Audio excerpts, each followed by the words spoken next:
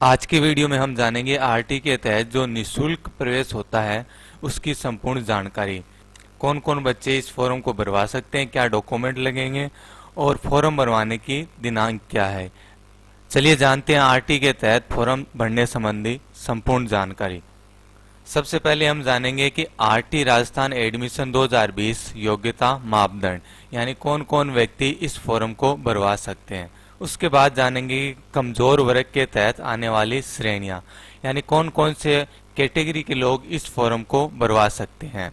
इसके बाद जानेंगे कि आयु सीमा क्या है यानी जिन बच्चों का आप फॉर्म भरवाएंगे उनका उम्र के हिसाब से कौन सी कक्षा में एडमिशन होगा। इसके बाद हम जानेंगे आरटी राजस्थान एडमिशन 2020 आवेदन पत्र यानी जो आवेदन हमें करना है वो ऑनलाइन है या ऑफलाइन है, उसकी संपूर्ण जानकारी हम जानेंगे। इसके बाद जानेंगे कि कमजोर वर्ग द्वारा प्रस्तुत किए जाने वाले प्रमाण पत्र यानी कौन कौन से दस्तावेज हमें साथ में लगाने हैं, दस्तावेज की कमी के कारण फॉर्म रिजेक्ट ना हो, तथा कौन से डॉक्यूमेंट से हमें आरटी का आवेदन करना है। इसके बाद जानेंगे कि आरटी टाइम फ्रेम के अंदर हमें कब फॉर्म भरवाना है, कब डॉक्यूमेंट जमा करवाना है, लॉटरी कब निकलेगी, आगे से कब जांच आएगी, ये सारी जानकारी हम वीडियो में जानेंगे। सबसे पहले जान लेते हैं आरटी राजस्थान एडमिशन 2020 योग्यता मापदंड। एडमिशन लेने वाला छात्र जल ग्रहण क्षेत्र का निवासी होना चाहिए।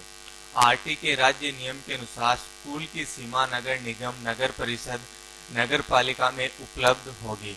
मान लीजिए आपके वार्ड में एक प्राइवेट स्कूल है और आप वहां से फॉर्म अप्लाई करते हैं तो आपकी प्राथमिकता सबसे पहले वहां पर होगी, यानी जिस वार्ड से आप फॉर्म भरवा रहे हैं और उसी वार्ड के आप हैं तो आपको प्राथमिकता पहले दी जाएगी।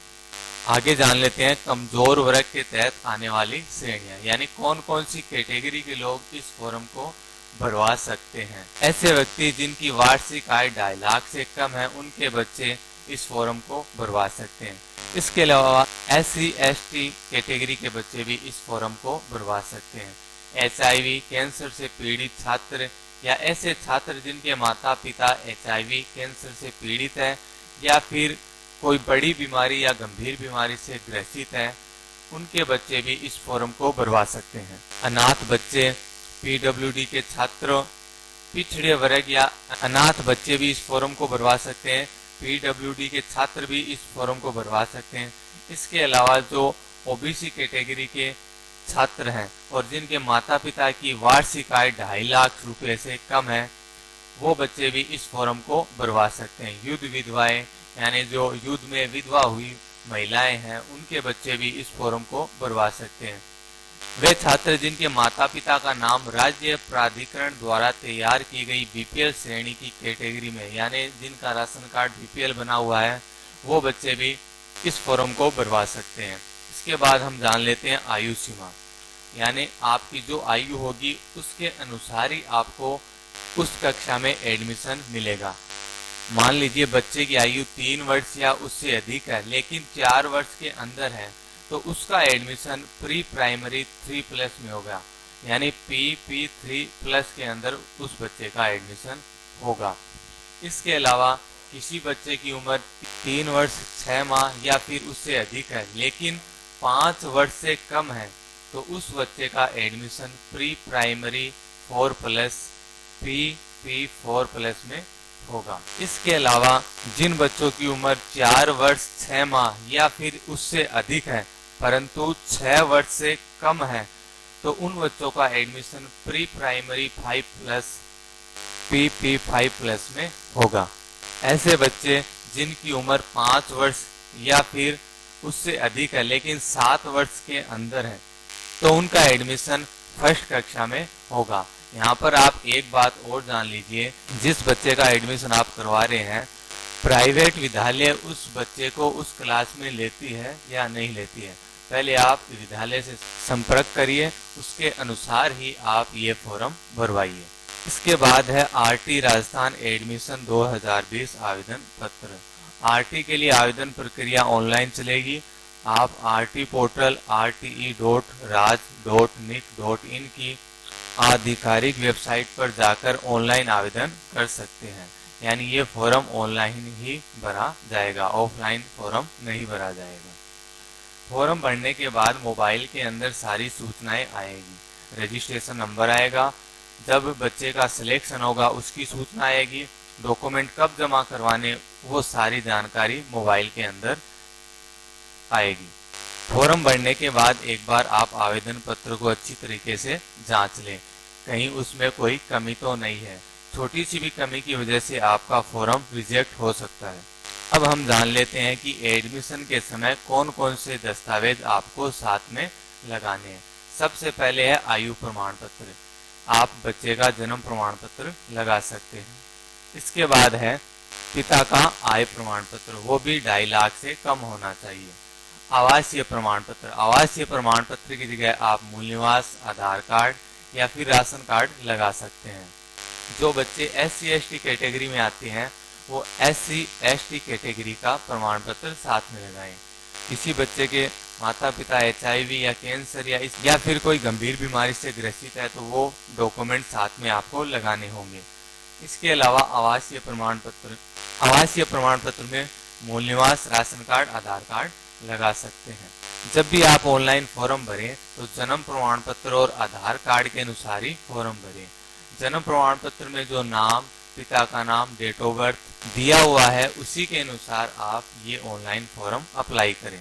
आगे है टाइम फ्रेम, कब आपको फॉर्म भरना है, कब जमा करवाना है, कब डॉक्यूमेंट वेरिफिकेशन होगा, ये सारी जानकारी यहाँ पर आपको मिलेगी। सबसे पहले है विज्ञापन जारी करना। विद्यालय द्वारा विज्ञापन जारी किया जाएगा।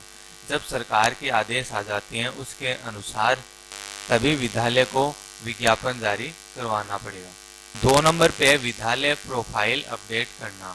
8 जुलाई 2020 तक सभी विद्यालयों को अपनी अपनी प्रोफाइल अपडेट करवानी है। 3 नंबर पे अभिभावकों द्वारा ऑनलाइन आवेदन करना। 9 जुलाई 2020 से 24 जुलाई 2020 के बीच में बच्चों का ऑनलाइन एडमिशन होगा।